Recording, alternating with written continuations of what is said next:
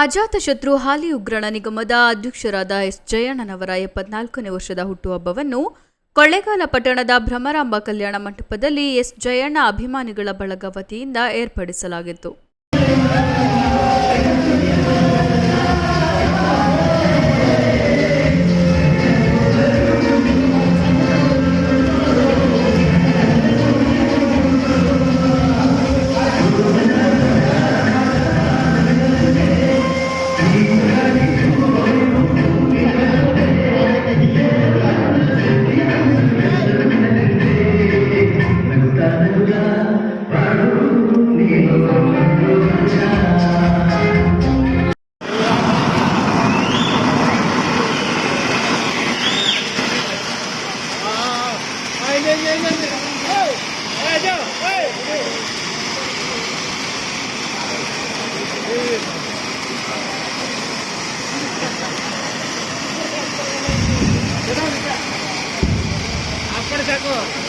ಏನು ಅದ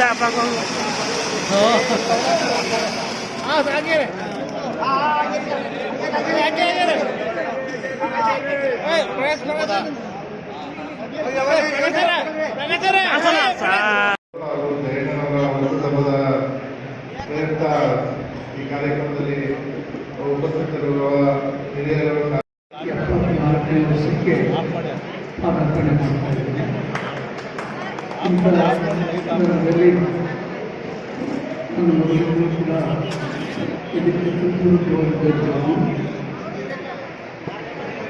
ಯಾವುದೇ ಉಪಯೋಗ ಮಾಡಿಕೊಂಡ ಅಭ್ಯಾಸ ಇರಲಿಲ್ಲ.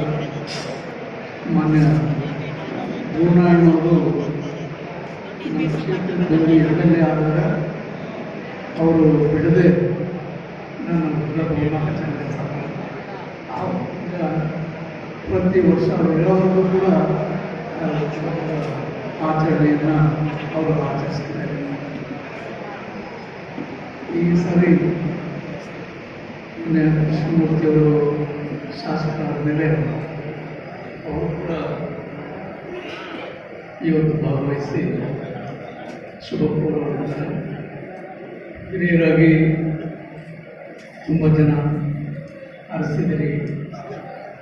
ನನ್ನ ಅನಾರೋಗ್ಯದ ಕಾಲದಲ್ಲಿ ಮಾನ್ಯ ಮಧ್ಯಪ್ರಸಾದ್ ಗುರುನಾರಾಯಣ್ ನನಗೆ ಎದುಬಿಡದೆ ಧನ್ಯವಾದಗಳು ಧೈರ್ಯ ಕೊಡಿ ಎಲ್ಲ ಥರದ ಕೂಡ ಆಗಿದೆ. ಅದು ಬದುಕಿನಲ್ಲಿ ಇರ್ತಕ್ಕಂಥ ನಂಬಿಕೆ ಎಲ್ಲ ಕಳ್ಕೊಂಡಿದ್ದ ಸಂದರ್ಭದಲ್ಲಿ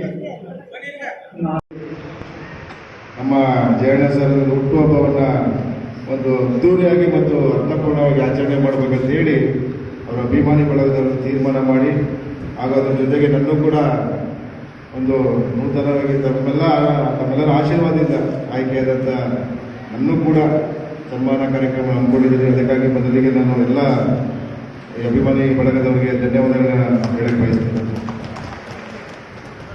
ಏಕೆಂದರೆ ಎಷ್ಟೊಂದು ಜನಕ್ಕೆ ನಾನು ಹೇಳುವಂಥದ್ದು, ಯಾವಾಗಲೂ ಹೇಳುವಂಥದ್ದು, ಒಬ್ಬರು MLA ಆಗ್ಬೋದು, ಅದು MP ಆಗ್ಬೋದು, ಮಂತ್ರಿಗಳಾಗ್ಬೋದು, ಅದು ಆ ವಾತಾವರಣಕ್ಕೆ ತಕ್ಕಂತೆ ಜನಗಳ ಆಯ್ಕೆನೂ ಆಗ್ಬೋದು. ಆದರೆ ಜನಗಳ ಸದಾ ಉಳಿಯೋದು ಭಾಳ ಕಷ್ಟ. ಜನಗಳಂದ್ರೆ ಯಾರು ಪ್ರೀತಿ ವಿಶ್ವಾಸವನ್ನು ಬೆಳೆಸ್ಕೊಂಡು ಉಳಿಸಿದ್ರೆ ಅದು ನಿಜವಾದ ಜನನಾಯಕರಿಗೆ ಅಧಿಕಾರ ಅಂತಲ್ಲ.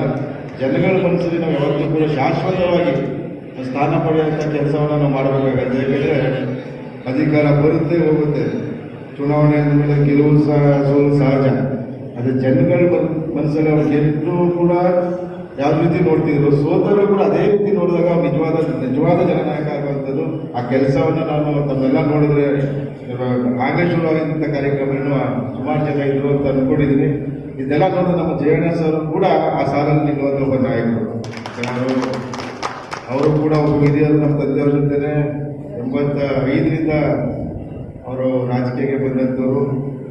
ನಮ್ಮ ತಂದೆಯವರ ಜೊತೆ ಮಿತ್ರರು ಕೂಡ ಎಲ್ಲ ಒಟ್ಟಾಗಿ ಕೆಲಸ ಮಾಡಿದ್ದಾರೆ. ಯಾಕೆಂದರೆ ಅವರು ಕೂಡ ಸಾಕಷ್ಟು ಕೊಡುಗೆ ಇದೆ ಕೊಳ್ಳೇಗಾಲ ಕ್ಷೇತ್ರಕ್ಕೆ. ಅವರದೇ ಆದಂಥ ಅಪಾರವಾದ ಕೊಡುಗೆಗಳನ್ನ ಕೊಟ್ಟಿರುವಂಥದ್ದು.